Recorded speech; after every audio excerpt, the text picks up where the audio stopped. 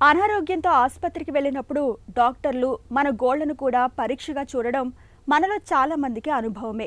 గోళ్ల ఆకృతి, వాటి తీరుతెన్నులను పరిశీలించడం ద్వారా డాక్టర్లు చాలా వరకు మన ఆరోగ్యాన్ని అంచనా వేస్తుంటారు. గోళ్లను పరీక్షగా చూడడం ద్వారా రక్తహీనత మొదలుకుని విటమిన్ల లోపాలు, కాలేయ జబ్బులు, చివరికి ఊపిరితిత్తుల్లో సమస్యల వరకు చాలా జబ్బుల ఆనుపానుల్ని పసిగట్టవచ్చు. మన ఆరోగ్యానికి ఆనవాళ్లుగా నిలిచే గోళ్లను గురించి, అవి తెలియజెప్పే సంకేతాల గురించి ఇప్పుడు తెలుసుకుందాం.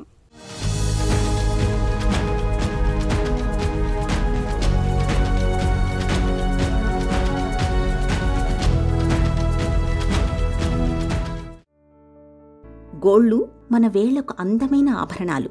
అతి సున్నితమైన వేలి కొసలకు ఆసరాగా, దెబ్బల నుంచి, పట్టుకునే ఒత్తిడి నుంచి వేళ్లకు ఆదురువుగా నిలుస్తున్నవి మన గోళ్లే. మొత్తంగా మన గోళ్ళు చేతివేళ్లకు అద్భుతమైన ఆనవాళ్లు. అంతేకాదు, గోళ్ళు మన దేహ ఆరోగ్యానికి ప్రతిబింబాలు కూడా. గోళ్లలో కనిపించే ప్రతి చిన్న మార్పు మన ఒంట్లో తలెత్తిన అనారోగ్యం తాలూకు సంకేతమే అంటారు డాక్టర్లు. గోళ్లలో కనిపించే రంగులు, మార్పులు, వాటి స్థితిగతులు ఇవన్నీ మన శారీరక అనారోగ్యాన్ని పట్టిస్తాయి. రక్తహీనత, విటమిన్ల లోపాల వంటి చిన్నా చితక ఆరోగ్య సమస్యలు మొదలుకొని హై బీపీ, గుండె జబ్బులు, క్యాన్సర్ల వంటి ప్రమాదకర విపత్తుల వరకు ఎన్నో రకాల అనారోగ్య సంకేతాలు మన గోళ్లలో ప్రతిఫలిస్తాయి. గోళ్ళు మన ఆరోగ్యాన్నే కాదు, మనం ఏం తింటున్నాం, ఏం లోపించింది కూడా తెలియచేస్తాయి. అందుకే డాక్టర్లు కూడా అనారోగ్యాన్ని అంచనా వేసేందుకు పేషెంట్ కళ్ళు, పళ్ళు, చర్మం, నాలుకతో పాటు గోళ్లను కూడా చాలా నిశితంగా పరిశీలిస్తుంటారు. పేల్ కలర్ అంటే నెయిల్స్ అన్ని జీవం లేకుండా ఉంటాయి. అవి ఏమన్నా కనబడుతుంటే మనం అనమిక్ అంటే రక్తహీనత ఉందని చెప్పుకోవచ్చు. లేదా ఇంటర్నల్ ఏదైనా విటమిన్ డెఫిషియన్సీ ఉన్న నెయిల్ పేల్స్గా తయారవుతుంటాయి. రెండోది ఎల్లో కలర్ అంటే ఈ పసుపచ్చ రంగులను స్టార్ట్ అవుతుంటాయి. ఇవి చాలామందికి ఇవి జాండీస్లో ఈ నెయిల్స్ ఎల్లో కలర్ రావటం స్టార్ట్ అవుతుంటాయి. అలానే ఆరెంజ్ కలర్, క్యారెట్స్, బీట్రూట్స్, ఈ పపాయ ఎక్కువ తినే వాళ్ళల్లో ఈ నెయిల్స్ ఆరెంజ్ రంగులో రావడం స్టార్ట్ అవుతుంది. అది నార్మలే. కొందరికి నెయిల్స్ ఆకుపచ్చ కలర్ అంటే గ్రీన్ కలర్లో మారిపోయి నెయిల్స్ ఊడిపోతూ ఉంటాయి. అవి ఫంగల్ ఇన్ఫెక్షన్ అర్థం. మోస్ట్ కామన్ ఫంగల్ ఇన్ఫెక్షన్ అర్థం. ఇంకొక రకం నెయిల్స్ పైన చిన్న చిన్న తెల్ల మచ్చలు వస్తూ ఉంటాయి. ఇవి మనము ఏవో అపోహలు ఉంటాయి, అవి చూసాము ఇవి చూసాము తెల్ల మచ్చలు వస్తాయి అనుకుంటారు. కానీ ఇది మామూలుగా అయితే కొంతమందికి మామూలుగా ఉంటే, కొంతమందికి జింక్ కానీ, కాల్షియం కానీ, లేదంటే ఆటోమిన్ ప్రాబ్లంలో కానీ తెల్ల మచ్చలు వస్తూ ఉంటాయి. కొంతమందికి ఇట్లా నెయిల్స్ ముట్టుకోగానే ఇట్లా విరిగిపోతూ ఉంటాయి. బ్రిటిల్ నెయిల్స్ అంటాం వాటిని. బ్రిటిల్ నెయిల్స్ ఎందుకు వస్తాయి? ఆ నెయిల్లో ఉండాల్సిన ఆయిల్ శాతం తక్కువ అవటం వల్ల ఈ బ్రిటిల్ నెయిల్స్ వస్తాయి. హైపర్ థైరాయిడిజంలు ఉన్న వాళ్ళల్లో ఈ బ్రిటిల్స్ నెయిల్స్ ఎక్కువ కనబడుతూ ఉంటాయి. అలానే కొంతమంది గోర్లు కొరుగుతూ ఉంటారు ఈ బ్రిటిల్స్ నెయిల్స్లో కూడా. జింక్ డెఫిషియన్సీ ఉన్న ఈ బ్రిటిల్ నెయిల్స్ ఎక్కువ కనబడుతూ ఉంటాయి. నలుపు రంగు లైన్లు కనబడుతూ ఉంటాయి. చాలామంది ఇది ఇంటర్నెట్లో చదివేసి ఇది నెయిల్ క్యాన్సర్ అనుకుంటుంటారు. కానీ పుట్టుమచ్చలు కానీ కొంతమందికి ఆ లైన్స్ నార్మల్గా కూడా ఏర్పడుతూ ఉంటాయి. సోరియాసిస్ నెయిల్స్, సోరియాసిస్లో ప్రాబ్లమ్స్లో ఉన్న వాళ్ళలో ఒంటి మీద జాయింట్ పెయిన్స్, తలతో పాటు చాలామందికి నెయిల్ పిట్స్ ఉంటాయి. అంటే చిన్న చిన్న గుంతల్లా ఉంటాయి. అవి నార్మల్గా అంటే చాలామందికి ఒక 100 మంది తీసుకుంటే 80% మందికి నెయిల్ పిట్స్ ఉన్న, సోరియాసిస్లో నెయిల్ పిట్స్ ఉంటే ఒక నెయిల్లో 20 కంటే ఎక్కువ ఉంటే ఆ నెయిల్ సోరియాసిస్ అంటే జాయింట్ సోరియాసిస్ దారితీసే అవకాశాలు కొందరికి ఉంటాయి. మన గోళ్లను నిత్యం పరిశీలనగా చూసుకుంటూ వాటిలో కనిపించే మార్పులపై అవగాహన పెంచుకుంటే మన ఆరోగ్య స్థితి ఎప్పటికప్పుడు అంచనా వేసుకోవచ్చు. కొంతమందికి గోళ్లు కొద్దిగా పెరగగానే వాటంతట అవే విరిగిపోతుంటాయి. అలా గోళ్లు విరిగిపోతుంటే కాల్షియం తక్కువగా ఉందని, విటమిన్ డి లేదా జింక్ వంటి పోషకాహారం లోపాలున్నాయని గుర్తించాలి. దీని పరిష్కారానికి కొవ్వు శాతం తక్కువగా ఉన్న పాల ఉత్పత్తులు, చేపలు ఆహారంలో అధికంగా తీసుకోవాలి.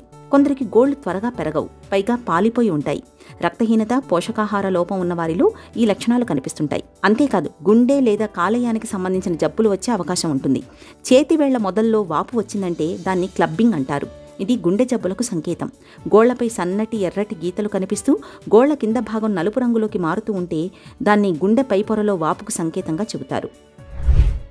కొంతమందికి ఈ ఆయాసం ఎక్కువైనా కానీ, లంగ్స్ కానీ, హార్ట్ ప్రాబ్లమ్స్ ఉన్న వాళ్ళల్లో నెయిల్స్ పర్పుల్ నుంచి నీలం కలర్ అంటే బ్లూ నుంచి పర్పుల్ కలర్ తయారవుతూ ఉంటాయి.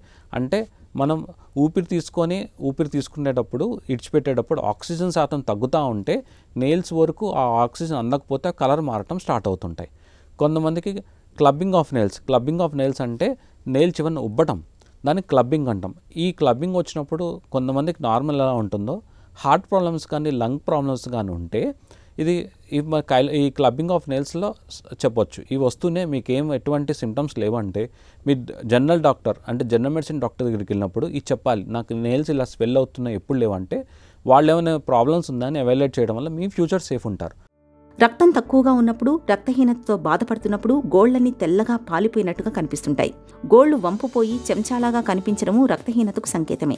గోళ్ల మీద తెల్లని చిన్నపాటి గీతలు కనిపిస్తున్నప్పుడు, ప్రతి గోరు మీద ఇలాంటి తెల్లని గీతలు కాస్త హెచ్చు స్థాయిలోనే కనబడుతుంటే రక్తంలో ప్రోటీన్లు లోపించాయని అర్థం. ఇలాంటప్పుడు గుడ్డులోని తెల్లసొన, పప్పుధాన్యాలు, సోయా ఆహారాల్లో చేర్చుకుంటే ఈ తెల్లని గీతలు మాయమైపోతాయి. గోళ్ల ఉపరితలం హెచ్చుతగ్గులుగా అక్కడక్కడా లొట్టలు పడినట్టుగా ఉంటే అది సొరియాసిస్ రానున్నదనడానికి సంకేతం కావచ్చు.